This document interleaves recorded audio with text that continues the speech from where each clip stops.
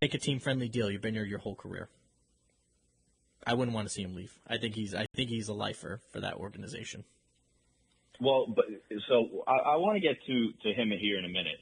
Amari Cooper, no problem. Nope, washed. I saw what he did in Buffalo. Not enough there. Khalil Mack, older vet. I'm not I don't interested. see there being not seeing a real fit there. Stephon Diggs. What I always go back to with Stephon Diggs is he really did help elevate Josh Allen and take him to another level. This is true. And but then he's no. Okay, Well, yeah, so let me get to it though. Because I'm gonna hit on what you said. They moved off of him last year. Did you hear Josh Allen complain about them moving off of their number one wide receiver once? Nope. You hear any gripes about it? Any complaints about them parting ways? Because I think that those two helped take each other to another level, and then all of a sudden the relationship just soured. Yeah. I think he has an attitude thing. I think he fits in great with a team like the Texans, and I know he got injured last year, so we'll see. I could see him going back to the Texans. Maybe they move in a different direction. But I'm not a Stephon Diggs guy. The Josh Sweat thing, you talk about overpay and producing, and I know what you're saying. I just looked up and pulled up his game logs. Going back to 2018, he played 9 games. 19, 16 games, 2020, 14 games, 2021, 16 games, 2022, 16 games, 23, 17 games, last year, 16 games, had the big Super Bowl. That's the player right there, an edge player who just showed out in the Super Bowl, had the best game of his career, could have been the MVP. Mm-hmm. That's a name that I would go out there and overpay for. You talk about names on the market, and you heard it in a different clip from Vrabel, which was, well, I like to shop, okay, but, you got to know who you're spending the money on. I'm paraphrasing it, saying that if there's only one of the car, you have to pay more for that one car because it's the only one out there. I think Josh Sweat is probably the best, pass rusher out there. If I look at edge guys in this free agent class, Khalil Mack, old, okay, 34 years old. Hassan Reddick, 30 years old. He's on the opposite side of 30. Then you look at Matthew Judon. Okay, he's not coming back. DeMarcus Lawrence, he's soon to be 33. And the names just drop off. I guess you could look at Chase Young. He's a free agent there. He was with the Saints last year. He's about 26 years old. But you look at the season that Josh Sweat had. You look at the disappointment Chase Young has been. I look at that and say that is a position that I would overpay for. And that is a player that I would overpay for, especially with there not being a whole lot of names out there, Mitchell. It doesn't seem like you're going to get the big wide receiver deal. T. Higgins is off the board. They're not going after Amari Cooper. They're not going after Stephon Diggs. It doesn't seem like they're making trades right now. I don't see there being an inclination to do that. I don't think they want to give up the draft collateral. So Jordan Schultz earlier today, the Patriots, with a tweet that read, the Patriots with the most cap space by far are set to be aggressively, especially at wide receiver. They tried last year but fell short. With Drake May, they should have an easier time attracting talent and are willing to spend, whether through free agency or blockbuster trade. I call BS. I think that they would be willing to spend at wide receiver. What are the names? What are the names? See, Higgins is off the board. There were conflicting reports that they were interested in him or not interested in him. Depending on who you listen to, the whole conversation is moot. He's not coming here. He's staying in Cincinnati. They're not going to work out once he signs that franchise tag. They're not going to work out a trade that would need to send 2 first-round picks. So that name's off the board. They're not going after Diggs. I agree with that. They're not going after Amari Cooper. Chris Godwin is on that list. I could see that being a fit. Cooper Kupp, they haven't really seemed to be a whole lot of conversation about Cooper Kupp as of this point. DK Metcalf, they checked in and called Seattle about, and Seattle told them he's not up. He's not looking to be traded. We're not trading him. Okay, A.J. Brown, which was a name before the Super Bowl, He's not going anywhere. Deebo Samuel traded over the weekend. Tyreek Hill is going to stay in Miami. Who are they going to be aggressive at wide receiver? Who is it? Is it Chris Godwin? So I'll throw that out there. And there are concerns with Godwin too. 29 years old. I love him. I think he's a great player. I thought he was the better receiver than Mike Williams in Tampa Bay. Problem is the guy's been injured a billion times. A billion times. Last year, he's coming back here from a serious ankle injury. He dislocated it last year, ending his season. Then you have the torn ACL in 2021. The guy's productive when he's out there, and he's a professional for sure. And he is an immense talent. When he's healthy, what is he going to be like with an ankle injury now? Dislocated ankle. The options out there are dwindling away. So you hear trades.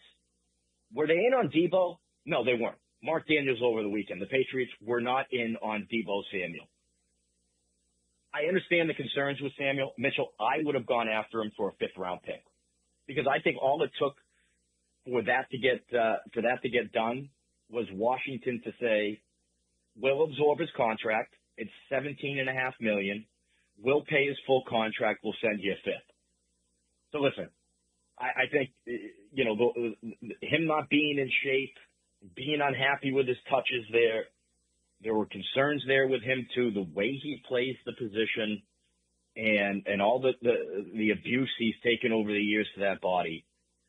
But for 1 year, all you had to do was pay him, and it was a fifth-round pick. That was a player that would have immediately upgraded the position. True number one? Probably not. Better than anything they have now. And now what you're looking at Chris Godwin. Okay, that's great. What about when Tampa goes back for his services and any other team around the league goes out for his services? Once again, they're not exactly a good team. They have the quarterback, but they're resetting. So I think the options out there are limited. Metcalf, nope, he's not going to be traded. And he's even talked about New England and said, yeah, I don't really like the weather. Yeah, it doesn't sound like he would be thrilled to come to New England too. Brandon Ayuk, the 49ers are open to trading him per Mike Silver and Ian Rappaport. Patriots were in on him last year. San Francisco held out. He didn't want to go to New England. That's really what it came down to. Took 4 years, $120 million, and tore his ACL and MCL. He was in week 7. And he wasn't productive prior to that. So, yeah, they're open to trading him. Does he want to come here now that he has this contract? Maybe. What are you giving up for Ayuk, though? I think Ayuk took a big hit last year. I mean, he was crap at the beginning of the season. Yep. DK Metcalf, I'd be interested in Metcalf, although I think that there are some concerns about his route running ability. It doesn't seem like he's available, and it doesn't seem like he would really want to come here. So now you're looking at Chris Godwin, Devontae Adams. If the Jets don't find a trade partner, they're taking calls now. They plan to cut him. Is he coming here? Are you going to pay him? I think there's still juice left in the tank for him, but I just question the sincerity of the Patriots are going to be aggressive because I see the names. They're dwindling away by the days, and I don't know. I don't see the action there. So you're going to be bidding, for one guy's services with everybody else in the league. Yeah, I mean, so like Josh Sweat, I agree with your point about like overpaying for that position. But I just don't know about Josh Sweat. I mean, yeah, he's played great, but I don't know. I think this is just something where he played out of his mind because it's his contract year, and good on him. Chris Godwin, like you noted, all those injuries, like those things pile up. They take a toll on your body. But I think for the Patriots, I think, the wide receiver position, is it important to address? Yeah, absolutely. But I think you got to solidify that front seven, and I think you also need to solidify the offensive line. I think those are the two most important needs for this team this offseason. But free agency, not on the side of the Patriots. And the draft also not on the side of the Patriots. So you're going to be going ahead and taking parts from a Honda Civic and trying to put it in a Lambo and make it work. But that's the whole nature of this game. You look at the team right now. I look at that front seven: Barmore, Keon White, he If still he comes has some. back. Yeah, that health condition. How is he going to be when he gets back? Or does he come back? That's the big issue. That's the big question. Keon White looked great in the beginning of the year, fell off. Was that because of poor coaching? Was he frustrated? What was it? We'll find out. Bentley, I like Bentley. When he's out there, you can notice a difference. Cannot stay healthy, and he's coming off of an injury. And they gave Godchild the permission to seek a trade, which to me reeked of, we don't want this guy here. Because they talk about, prioritizing the line of scrimmage. And Godchild, who I think has been hyped up too much by Bill. Remember, he was one of the best defensive tackles against the run in the entire game. I think he talked too much last year. I think he has the attitude you talk about the culture. I think they're saying, yeah, we don't want you. We're moving off of you. Yeah, after they just re-signed him last year to a 2-year deal. I think it was $18 million. Yeah. What does that say about Elliott Wolf, too? Yeah, because he had the okay there. He was the final say last year, so he signed off on Godchild, which again I think tells you that Mike Vrabel is running it. Let me just say that again, because that reeks of this guy has too much sway in the locker room and talks too much, and thinks too much of himself. So we're going to move on from him. We have him in a contract. We're moving on from him. Yeah, and they talked about getting rid of the egos in the locker room. Yeah, the entitlement. Yep. Again, it's a bad year for the Patriots to have all these needs, but yet have all this cap space and a high pick, and it's not going to work. It's not working to their favor. It's a bad year for it. Point blank. The Patriots are porked because of poor drafting and ownership again cutting corners. And I want to get to more of some stuff from over the weekend. The cheapness of the Patriots cutting corners. And Robin Glazer, one of the reasons that she could be out of a job right now, although she resigned, of course.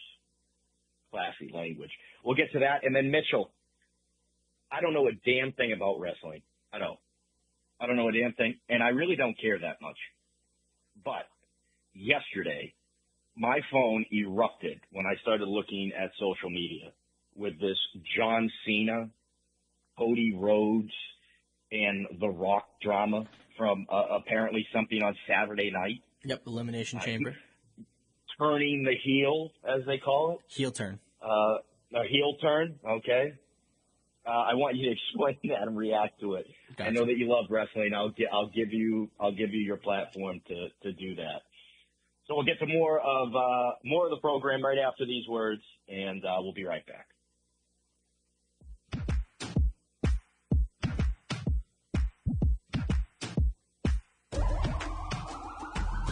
This is the moment we waited for. Everything you want is right here. We gonna give them what they came for. We gonna take it up from last year. Sports Uncapped. Stephen A. Norman, Emrod Mitchell Rodriguez. Final segment of the program here on a Monday. Not too late to text into the program, 978-454-4980, the Milltown Electrical Service text line, or email the program, sportsuncapped@gmail.com. All right, Mitchell. Well, we know that the Patriots have been cheap. The Crafts, Robert, cheap. Well, there was a lot of little news and nuggets from the Herald piece from over the weekend. And two pieces that stuck out to me as it related to cutting corners, creeping out, not really enabling the team to do and take care of people or go about business the proper way, which the Crafts always rave how good of business people they are and how they take these practices from one business to another and how there's a lot of carryover there. Well, apparently being cheap has fit them. So, per this Herald story, last season, the Patriots gave new coaches a fraction of the typical NFL moving allowance, and they were only given a few weeks of temporary housing while they were relocating to the area. So shorting out on what they gave coaches who came and took the positions that basically no one else asked, and then instead of saying, yeah, we're going to give you several weeks, a month, 2 months, 3 months to find housing and flip the bill in the meantime. They gave him a fraction of the amount and said, basically, hurry the hell up. That's a great way to start off on the right foot with people, especially when no one around the league wanted your crony jobs. So that little piece stood out. Then the Robin Glazer stuff. This was great. Robin Glazer, Jonathan's right-hand woman. So, Mitchell, do you know what Robin's job was last year behind the scenes for this story? I don't know, probably to get coffee for Robert Kraft, tell him that his Air Force Ones look nice. Cutting the costs behind the scenes. He was trying to do, quote, the opposite, unquote, of what Bill Belichick did inside Foxborough. Doug Kite has this. Former executive vice president of football business, Robin Glazer, has also gone from the Patriots and out of the league. Multiple sources told the Herald that Glazer tried to cut costs around the organization to ensure they were spending more effectively. A team source believed Glazer tried to make changes within the organization without a full understanding of what processes she was changing. When asked for an example, the source said that Glazer's approach was simply to do the opposite of what Bill Belichick had done in several areas. Now with Vrabel on board as head coach, a coach-centric power structure that worked for years under Belichick has returned and simplified matters. So Robin Glazer last year. Okay, what did Bill do? Who did Bill pay? All right, cut that out. And she did all of this without a full understanding of what the processes that she was changing. In other words, not why is this effective? Why are we spending on this? How does this work? But what is that? Oh, I don't care. I balance it out the checkbook. Too expensive. Too expensive. Oh, what is that? What is that? Oh, no, we don't need that. No, we don't need that. Mitchell, this is what's going on. When the Crafts received this D, 29 out of 32 teams in the league, the players feel Kraft is somewhat committed to building a competitive team, a rank of 30th out of 32 NFL owners. That's what it is. Mitchell, final words. We didn't get to the stuff with Cody Rhodes and John Cena. Do you want to finish up the program here?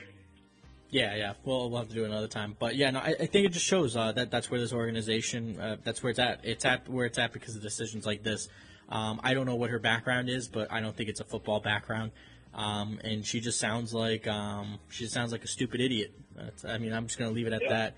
And maybe she's one of the people Brewski was talking about when he said you're not gonna know. Yeah. Well, and doesn't it make it seem like it is definitely her he was talking about? She resigns. I say that, kind of jokingly. She resigned. No, she didn't resign.